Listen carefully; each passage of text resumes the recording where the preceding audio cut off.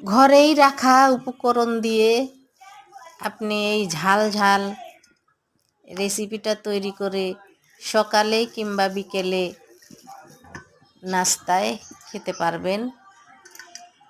তো এখানে আলু কুচি করে নিয়েছি,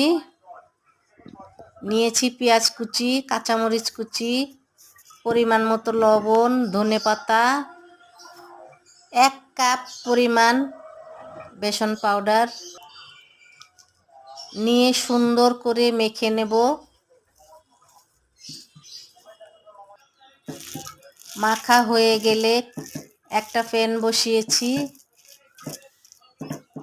প্যানে দিয়ে দিব তেল। মিডিয়াম আঁচে তেল হতে থাকবে।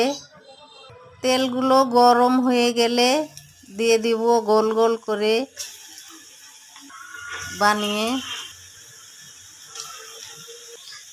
দেখতেই পাচ্ছেন কত সুন্দর হয়েছে কালারটা, আর এটা একদমই খুবই সুস্বাদ হবে।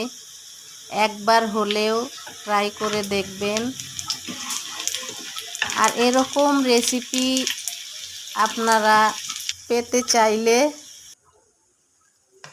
সবুজ রান্নাঘর থেকে এই চ্যানেলটাকে আপনারা সাবস্ক্রাইব করে দিবেন। সবাই ভালো থাকবেন।